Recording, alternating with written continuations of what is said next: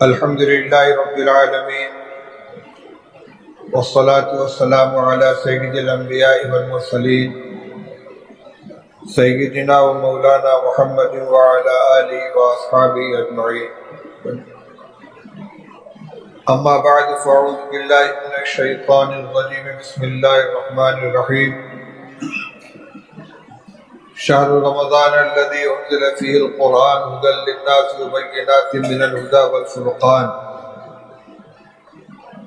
وقال النبي صلى الله عليه وسلم تعاهدوا هذا القرآن فإنه أشد تفصيا من صدور الرجال من الإبل في عقلها، او كما قال صلی اللہ علیہ وسلم۔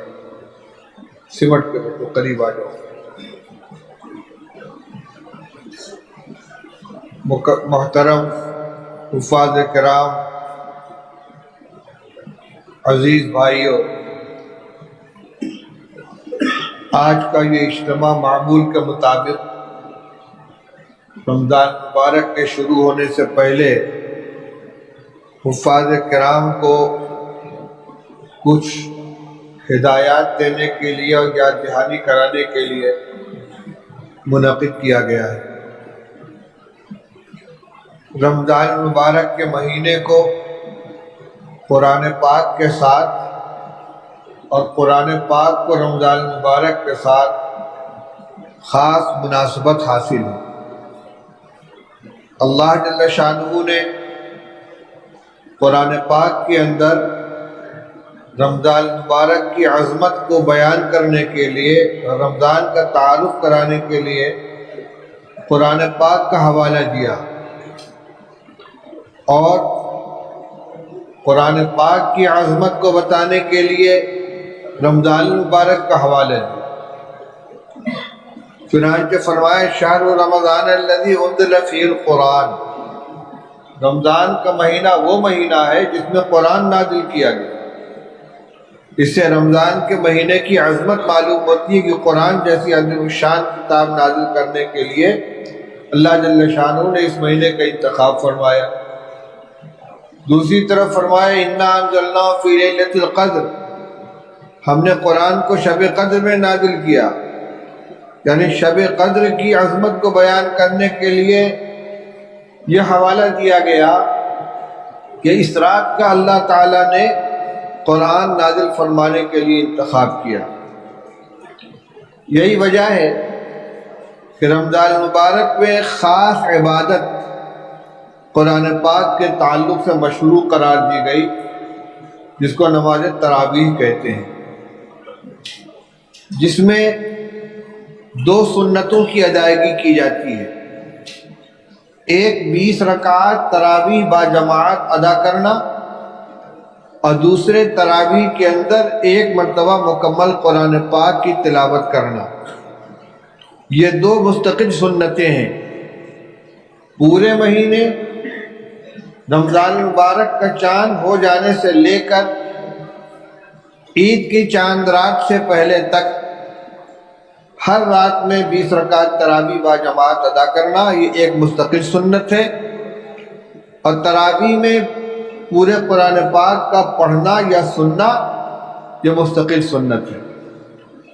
ایک سنت کی ادائیگی سے دوسری سنت کی چھٹی نہیں ہو جاتی، اس لیے بہت سے لوگ جو چند روز میں قرآن پاک مکمل کر کے اپنے کو آزاد سمجھ لیتے ہیں، یہ غلط ہے۔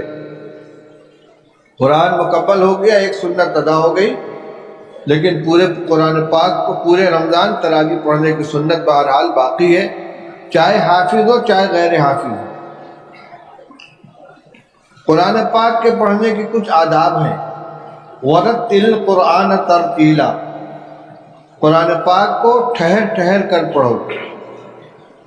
ہمارے ماحول میں الحمدللہ قرآن پاک کے پڑھنے پڑھانے کا جو معمول ہے، خاص طور سے جامعہ اسلامیہ میں حضرت حافظ عبدالرحیم صاحب رحمۃ اللہ علیہ کے دور سے، اور اب بھی وہی سلسلہ چل رہا ہے کہ نورانی قاعدہ پڑھا کر حفظ کا آغاز کرایا جاتا ہے اور قرآن یاد کرایا جاتا ہے تجوید کی رعایت کے ساتھ۔ پہلے کے دو چیزیں الگ الگ ہوا کرتی تھیں. حفظ کا ایک عمل ہوتا تھا، جیسے تیسے قرآن پاک کو یاد کر لیا، اور قرأت مستقل ایک فن کے طور پر سیکھا جاتا تھا قرأت کو. لیکن اب ابتدا سے قرآن پاک کی تصحیح کی جاتی ہے. تو جس طرح سبق سناتے وقت اور یاد کرتے وقت قرآن پاک کو تجوید کی رعایت کے ساتھ ٹھہر ٹھہر کر پڑھتے ہیں، تراویح میں بھی اسی طرح ٹھہر ٹھہر کر پڑھنا چاہیے. رفتار تیز ہو لیکن حروف کی ادائیگی صحیح ہونی چاہیے. صفات لازمہ کا ضرور اہتمام کرنا چاہیے. غنہ وغیرہ اور مد وغیرہ کو ترک نہیں کرنا چاہیے. اسی طرح وقف کی جو آیتیں آتی ہیں جس میں کم سے کم ایک واو یا ایک یا کی ادائیگی ضروری ہے، عالمین، یعلمون، تعلمون، اس کو اس طرح پڑھ کے ختم کر دیں، یعلمون، تعلمون، عالمین، یعنی یہ یا کی ادائیگی نہیں ہوتی، واو کی ادائیگی نہیں ہوتی. اسی طرح جہاں الف کا مد ہے، قاف، اس طریقے سے مآب، تو ایک الف کی ادائیگی کم سے کم ضروری ہے.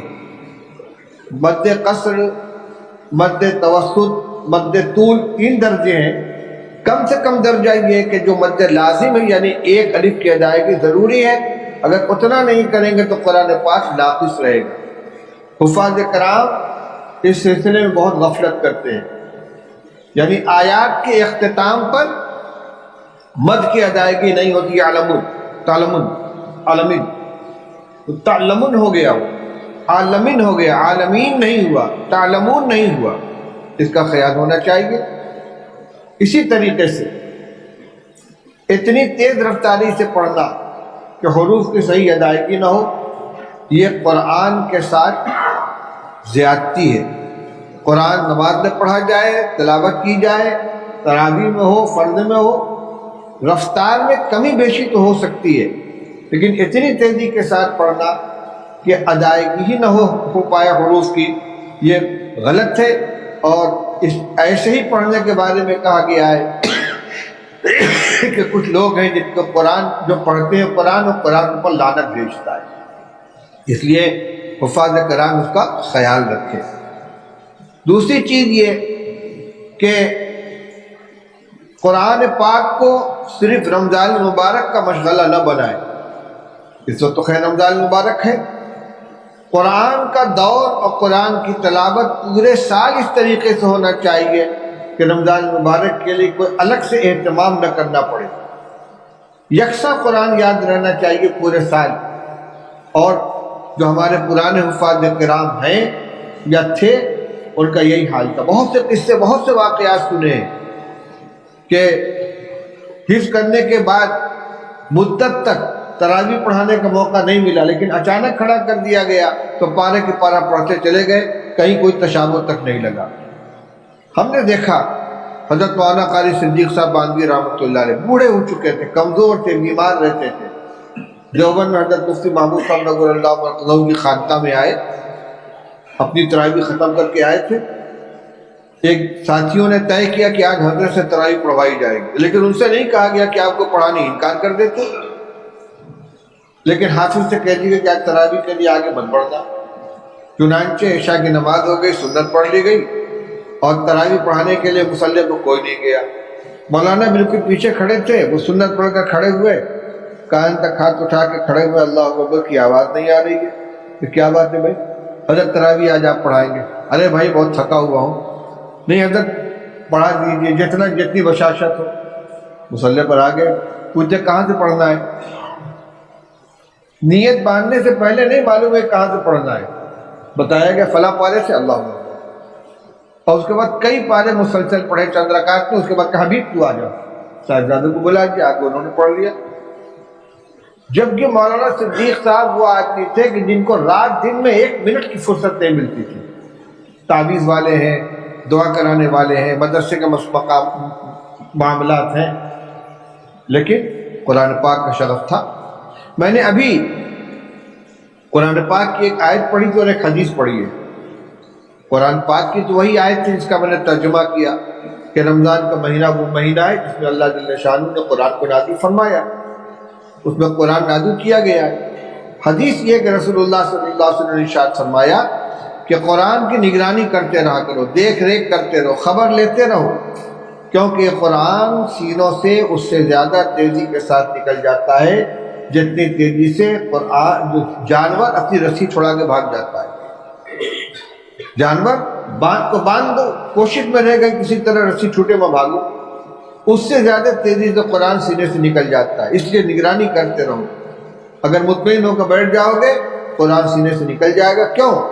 اس لیے قرآن اللہ کا کلام ہے، اور اللہ تعالیٰ کی ذات مستغنی بھی ہے، غیور بھی ہے، بے نیاز بھی ہے، اور بڑی غیرت والی ہے۔ محتاج بن کر قرآن کے ساتھ ہم جڑیں گے تو ہمارے سینے میں محفوظ رہے گا، اور ذرا سا بے نیازی برتیں گے تو اللہ کی غیرت اس کو برداشت نہیں کرے گی، چھین لی جائے گی یہ دولت۔ دوسری بات یہ تھی کہ حفاظ کرام کو امامت کرنی ہوتی ہے۔ امام کی کچھ صفات ہوتی ہیں، ان صفات کو بھی اپنے اندر پیدا کرنا ہے۔ ایسا نہیں ہے کہ تراویح کے امام کی کچھ اور صفات ہو، پنجگانہ امام کے لیے کچھ اور صفات ہو۔ امامت بہرحال نماز کا ایک بہت اہم منصب ہے۔ رسول اللہ صلی اللہ علیہ وسلم نے فرمایا الامام ضامن والمؤذن مؤتمن، امام تمام نمازیوں کی نماز کا ضامن ہوتا ہے، سب کی نماز اس کے نماز کے اندر رہتی ہے۔ امام کی نماز اگر فاسد ہوگی تو سب کی نماز فاسد ہوگی، امام کی نماز کمزور ہوگی تو سب کی نماز کمزور ہوگی، کیونکہ پوری جماعت کی نماز ایک نماز ہے۔ اس لیے حافظ کو قرآن پاک کے یاد کرنے کے ساتھ ساتھ پورے سال نماز پنجگانہ مسجد میں باجماعت اہتمام کے ساتھ ادا کرنا چاہیے۔ ایسے تمام کام سے اپنے آپ کو بچانا چاہیے کہ جو آدمی کی ثقافت، عدالت اور اس کی نیکی کے اوپر دھبا ڈالتے ہیں۔ آج کل موبائل کا زمانہ عام ہو گیا ہے، موبائل میں فلمیں رہتی ہیں، ویڈیو رہتے ہیں، پتہ نہیں کیا کیا غلاظتیں بھری ہوتی ہیں، اور ہر ایک کے ہاتھ میں بڑے سائز کا موبائل رکھا ہوا ہے۔ تو اگر بیٹھ کے اس کو دیکھ رہے ہیں، فلمیں دیکھ رہے ہیں، تو اگر کوئی کھلے ہوئے فلم دیکھ رہا ہو سنیما گھر میں یا ٹی وی کے اوپر، اس کے امام بنائیں گے آپ؟ بھئی یہ امامت کے لائق نہیں ہے تو فلمیں دیکھتا ہے۔ تو اگر وہ تنہائی میں بیٹھ کے فلمیں دیکھ رہا ہے تو کوئی امامت کے لائق ہوگا وہ؟ یہ اس کو کوئی نہیں جانتا، لیکن وہ خود تو جانتا ہے۔ اس لیے جب اللہ نے اتنی بڑی دولت عطا فرمائی، قرآن کی دولت دیے، تو قرآن کی عظمت کا بھی خیال کریں۔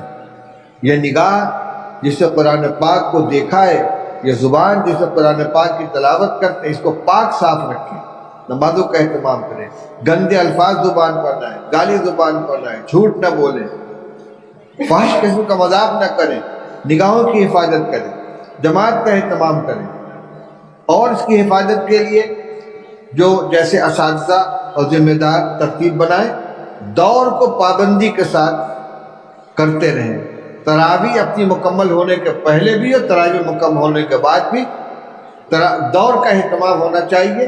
جیسی جوڑی بنا دی جائے اس کے اعتبار سے، اور کوئی عذر نہیں ہونا چاہیے اس کے اندر۔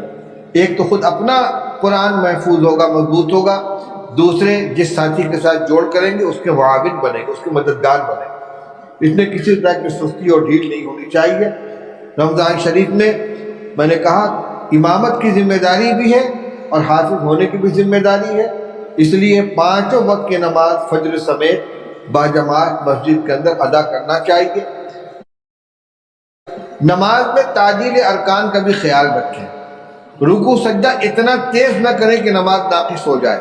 بہت مشہور روایت ہے، حضرت ایک صحابی خلاد بن رافع رضی اللہ عنہ مسجد میں آئے، رسول اللہ صلی اللہ علیہ وسلم تشریف فرما تھے، ایک کنارے کھڑے ہوئے، جلدی جلدی 2 رکعت نماز ادا کی، آ کر حضور نے سلام کیا، السلام علیکم ورحمۃ اللہ۔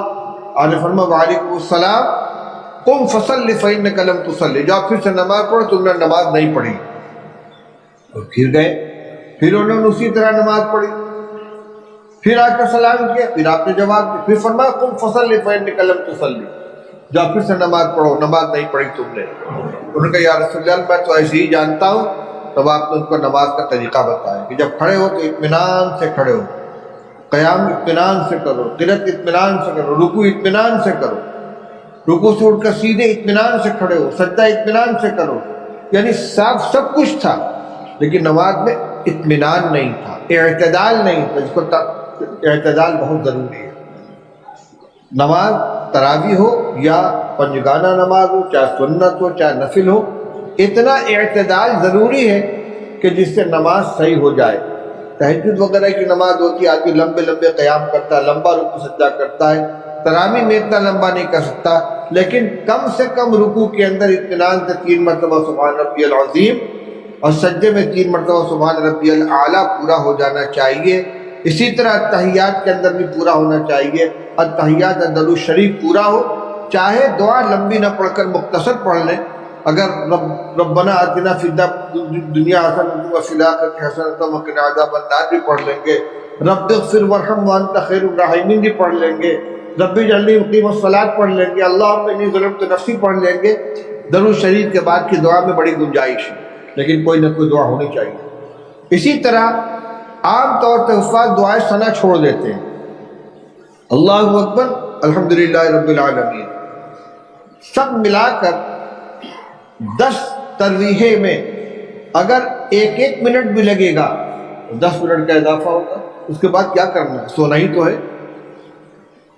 آرام ہی تو کرنا ہے۔ اللہ کے سامنے کھڑے نماز پڑھنے کے لیے تو نماز کی جو سنت ہے ان کو تو ادا کرے۔ دعائے ثنا کا پڑھنا سنت ہے کہ نہیں ہے؟ ایک سنت چھوڑیں گے تو نماز میں نقص آئے گی کہ نہیں آئے گی؟ میں یہ نہیں کہتا کہ بہت اطمینان سے پڑھیں کہ نمازیوں کے لیے بوجھ ہو جائے، لیکن جو لازمی تعدیل ارکان ہے وہ ہونا چاہیے۔ 3 مرتبہ سبحان ربی العظیم رکوع میں ہو جائے، 3 مرتبہ سبحان ربی الاعلیٰ سجدے میں ہو جائے، رکوع سے اٹھے تو اتنا کھڑے ہو کہ بالکل سیدھے ہو جائے، پھر سجدے میں جائے، سجدے سے اٹھ کر اطمینان سے بیٹھے پھر دوسرے سجدے میں جائے۔ یہ چند چیزیں ہیں جو میں نے آپ کے سامنے بیان کی۔